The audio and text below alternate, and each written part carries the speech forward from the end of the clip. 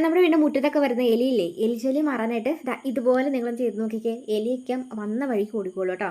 അപ്പം ഇതുപോലെ നിങ്ങൾ ചെയ്ത് വയ്ക്കുവാണെങ്കിൽ നമുക്ക് എലിവശം ഇല്ലെങ്കിൽ പോലും എലീനെ ഓടിക്കാനായിട്ട് നല്ല എളുപ്പത്തിൽ വീട്ടിൽ തന്നെ ചെയ്തെടുക്കാൻ പറ്റും. നല്ലൊരു ടിപ്പാണ്, എല്ലാം ചെയ്ത് നോക്കട്ടോ.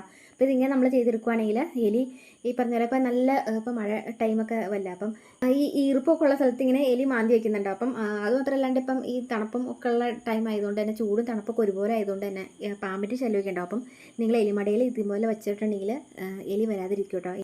അഥവാ എലി ഇത് കഴിച്ചിട്ടുണ്ടെങ്കിൽ ചത്തു പോകുള്ളൂ കേട്ടോ. അപ്പോൾ അതുപോലെ നമുക്ക് അരി എടുക്കാം കേട്ടോ.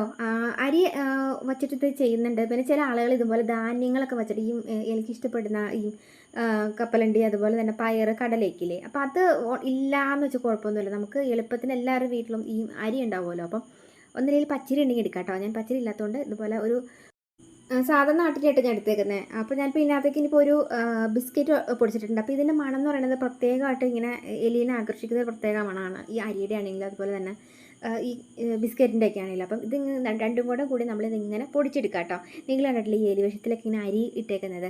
അപ്പോൾ അരി ഇടുകയാണെങ്കിൽ നമുക്ക് ഈ എലികളെ പ്രത്യേകം ഇങ്ങനെ ആകർഷിക്കാനുള്ള എൻ്റെ ഒരു ഇതുണ്ട് കേട്ടോ. അപ്പം ഇത് രണ്ടും കൂടി ജസ്റ്റ് ഇതുപോലെ അങ്ങോട്ട് പൊടിച്ചെടുക്കാം കേട്ടോ. ഇനി നമുക്ക് ഇതിനകത്തേക്ക് ഉണ്ടല്ലോ ഒരു ഒരു ഒന്നോ രണ്ടോ സ്പൂണോളം സിമെൻറ്റിൻ്റെ പൗഡറുള്ള സിമെൻറ്റ് പൊടി.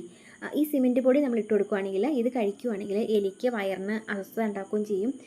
എലിക്ക് ഇങ്ങനെ വയറിലൊരു പൊള്ളൽ പോലെ വരികയും ചെയ്യും, ചത്തു പോകുള്ളൂ. അപ്പം ഈ ഒരു രീതിയിൽ നിങ്ങൾ ഒരു ഒന്നോ രണ്ടോ സ്പൂണോളം സിമെൻറ്റിൻ്റെ പൗഡർ ഉണ്ടെങ്കിൽ നമുക്കിത് ഇതിൻ്റെ കൂടത്തിലേക്ക് ഇട്ട് നന്നായിട്ടൊന്ന് മിക്സ് ചെയ്ത് കൊടുക്കണം കേട്ടോ. ഇത് എലിയുടെ വയറ്റിൽ പോയിട്ടുണ്ടെങ്കിൽ എലി ചത്തു പോകുക.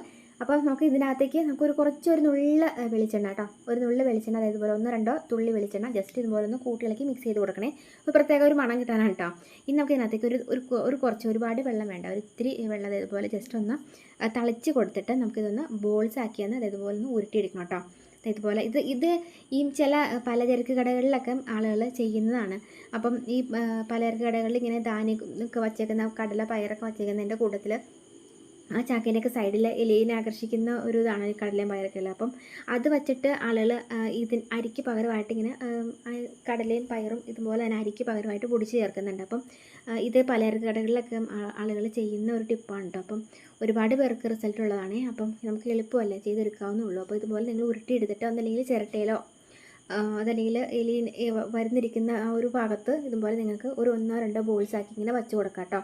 അപ്പോൾ നിങ്ങളിത് വച്ച് കൊടുക്കുമ്പം ഇതുപോലെ എലിമടയൊക്കെ ഉണ്ടെങ്കിൽ എലിമട നമ്മളിതുപോലെ അടച്ച് കൊടുത്തിട്ട് വേണം കേട്ടോ അതിങ്ങനെ ബോൾസാക്കി വെച്ച് കൊടുക്കാൻ. അല്ലെങ്കിൽ അതിനകത്തൊക്കെ പാമ്പൊക്കെ കയറുന്നിട്ടുണ്ടെങ്കിൽ നമ്മൾ അറിയത്തില്ല, കുട്ടികളൊക്കെ ഇറങ്ങി നടക്കുന്നതല്ല. അപ്പം ഇതുപോലെ നിങ്ങൾ ഞാനിപ്പോൾ ഇങ്ങനെ ജസ്റ്റ് ഒന്ന് കാണിച്ച് തന്നു മാത്രമേ ഉള്ളൂ. അപ്പം ഞാനിത് വീഡിയോ എടുക്കാൻ വേണ്ടിയിട്ട് ജസ്റ്റ് ഇത് വെച്ച്